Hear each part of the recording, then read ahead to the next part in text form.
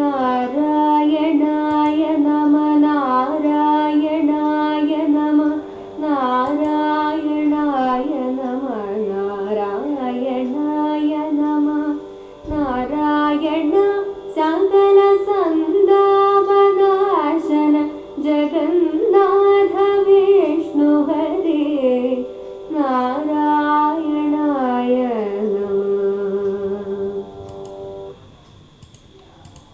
ദമ്പാതിദോഷമുടനെട്ടും കളഞ്ഞു ഹൃദി മുമ്പേ നിജാസനമുറച്ചേകനാടിയുടെ കമ്പം കളഞ്ഞു നിലയാറും കടപ്പതിനു തുമ്പങ്ങൾ തീർക്ക ഹരി നാരായണായ നമ.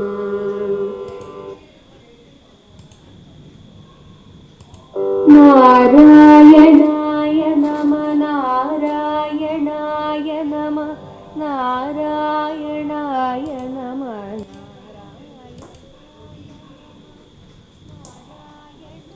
ഹരിനാമ കീർത്തനം professor G Balakrishnan Nair sir എഴുതിയ വ്യാഖ്യാനത്തിൻ്റെ ഓഡിയോ ബുക്ക് നമുക്ക് തുടർന്ന് കേൾക്കാം.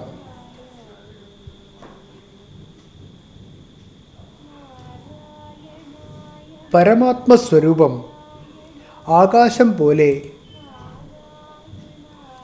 സൂക്ഷ്മമാണെങ്കിൽ അതിനെ കണ്ടെത്താനുള്ള മാർഗം എന്താണ്?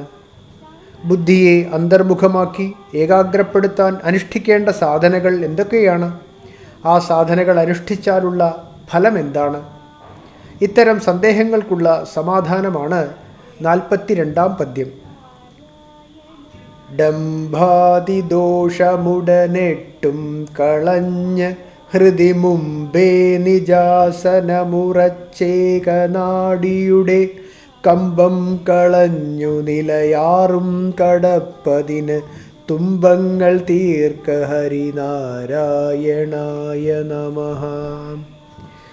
ഡംഭാതിദോഷമുടനെട്ടും മദം, മാത്സര്യം, രാഗം, ദ്വേഷം, കാമം, ക്രോധം, ലോഭം, മോഹം എന്നീ അഷ്ടരാഗങ്ങളും ഹൃദി കളഞ്ഞ് ഹൃദയത്തിൽ നിന്നും ഒഴിച്ചു മാറ്റി ശുദ്ധി വരുത്തി മുമ്പേ ആദ്യമായി നിജാസനമുറപ്പിച്ച് തനിക്ക് എളുപ്പമായി തോന്നുന്ന ഒരിരുപ്പ് അഭ്യസിച്ചുറപ്പിച്ച് ഏകനാഡിയുടെ കമ്പം കളഞ്ഞ് പ്രാണായാമ പരിശീലനം കൊണ്ട് സൂക്ഷ്മനാഡിയെ ദൃഢപ്പെടുത്തി പ്രാണനെ അതിൽ പ്രവേശിപ്പിച്ച് നിലയാറും കടപ്പതിന് ആധാരങ്ങൾ ആറും കടത്തി ആജ്ഞാചക്രത്തിനുപരി എത്തിക്കുന്നതിന് തുമ്പങ്ങൾ തീർക്ക വിഷമങ്ങൾ നീക്കി അനുഗ്രഹിക്ക ഹരിനാരായണന് നമസ്കാരം. മദമാത്സര്യാദി അഷ്ടരാഗങ്ങളും ഹൃദയത്തിൽ നിന്നും ഒഴിച്ചു മാറ്റി ശുദ്ധി വരുത്തി ആദ്യം തനിക്ക് എളുപ്പമായി തോന്നുന്ന ഒരിരുപ്പ് അഭ്യസിച്ചുറച്ച് പ്രാണായാമ പരിശീലനം കൊണ്ട് സുഷുമ്നാനാഡിയെ ബലപ്പെടുത്തി പ്രാണനെ അതിൽ പ്രവേശിപ്പിച്ച് ആധാരങ്ങൾ ആറും കടത്തി ആജ്ഞാചക്രത്തിനുപരി എത്തിക്കുന്നതിന് വിഷമങ്ങൾ നീക്കി അനുഗ്രഹിക്ക ഹരിനാരായണന് നമസ്കാരം. സാധനാക്രമം. ആത്മസാക്ഷാത്കാരം കൊതിക്കുന്നയാൾ ആദ്യമായി നേടേണ്ടത് ചിത്തശുദ്ധിയാണ്. ഇതിനായി ഹൃദയത്തിൽ നിന്നും അഷ്ടരാഗങ്ങളെ ഒഴിച്ചു മാറ്റണം. മദമാത്സര്യാദിയാണ് അഷ്ടരാഗങ്ങൾ. മറ്റുള്ളവരുടെ മുമ്പിൽ തൻ്റെ കേമത്വം പ്രകടമാക്കുന്നതാണ് ഡംഭം അഥവാ മദം. വിദ്യ, ധനം തുടങ്ങിയ കാര്യങ്ങളിൽ അന്യരോട് സമത്വം നേടാനുള്ള ബുദ്ധിയാണ് മാത്സര്യം. ചില പദാർത്ഥങ്ങളോടോ വ്യക്തികളോടോ ഉള്ള പ്രത്യേക തരം ഇഷ്ടമാണ് രാഗം. ശത്രുനാശം കൊതിക്കുന്ന ബുദ്ധിയാണ് ദ്വേഷം. ശാരീരിക സുഖ അഭിലാഷമാണ് കാമം. കാമം സാധിക്കാതെ വരുമ്പോഴുള്ള ബുദ്ധിക്ഷോഭമാണ് ക്രോധം. കിട്ടിയത് വിട്ടുപോകരുതെന്ന ചിന്തയാണ് ലോഭം. ഹിതത്തെ അമിതമായും അഹിതത്തെ ഹിതമായും തെറ്റിദ്ധരിക്കുന്നതാണ് മോഹം. ഈ അഷ്ടരാഗങ്ങൾ വിവേകത്തെ കെടുത്തി ഉള്ളിലിരിക്കുന്ന സത്യത്തെ മറച്ചുകളയുന്നു.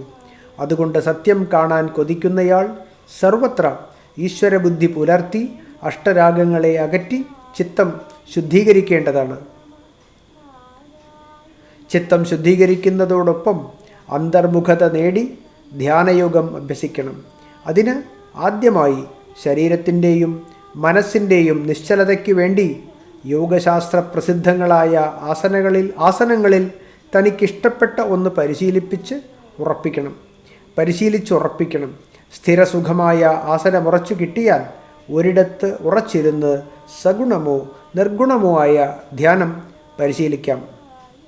ധ്യാനം നല്ലപോലെ ഉറച്ചാൽ കുണ്ടലിനി പ്രാണശക്തി ഉണർന്ന് ഷഡാധാരങ്ങൾ കടന്ന് സുഷുമ്നാനാഡി വഴി സഹസ്രാര പദ്മത്തിൽ എത്തുന്നതോടെ സത്യാനുഭവം പൂർണ്ണമാകും. ഇതാണ് ഏകനാഡിയുടെ കമ്പം കളഞ്ഞ് നിലയാറും കടക്കൽ. കുണ്ടലിനി യോഗത്തിൻ്റെ വിശദ വിവരം 9-ാം പദ്യത്തിൻ്റെ വ്യാഖ്യാനം നോക്കി അറിയേണ്ടതാണ്. ഇങ്ങനെയുള്ള പൂർണ്ണ സത്യാനുഭവം നേടാൻ വിഷമങ്ങൾ അകറ്റി അനുഗ്രഹിക്കണമെന്നാണ് പ്രസ്തുത പദ്യത്തിൽ പ്രാർത്ഥിച്ചിരിക്കുന്നത്. കുണ്ടലിനി പ്രാണൻ സുഷുമ്ന വഴി ആധാരചക്രങ്ങൾ കടന്നു പോകുമ്പോൾ ഒരു യോഗിക്ക് ആശ്ചര്യകരങ്ങളായ പല അനുഭവങ്ങളും ഉണ്ടാകുന്നു. പ്രാണൻ ഹൃദയസ്ഥാനത്തുള്ള അനാഹത ചക്രത്തിൽ എത്തുന്നതോടെ മധുരങ്ങളായ പല നാദങ്ങളും യോഗിക്ക് ശ്രവണ വിഷയമാകുന്നു. ഈ അദ്ഭുത അനുഭവത്തിനായി തൻ്റെ മനസ്സ് അത്യധികം കൊതിക്കുന്നുവെന്നാണ് 43-ാം പദ്യത്തിൽ ആചാര്യൻ വെളിപ്പെടുത്തിയിരിക്കുന്നത്. Audio book തുടരുന്നതാണ്.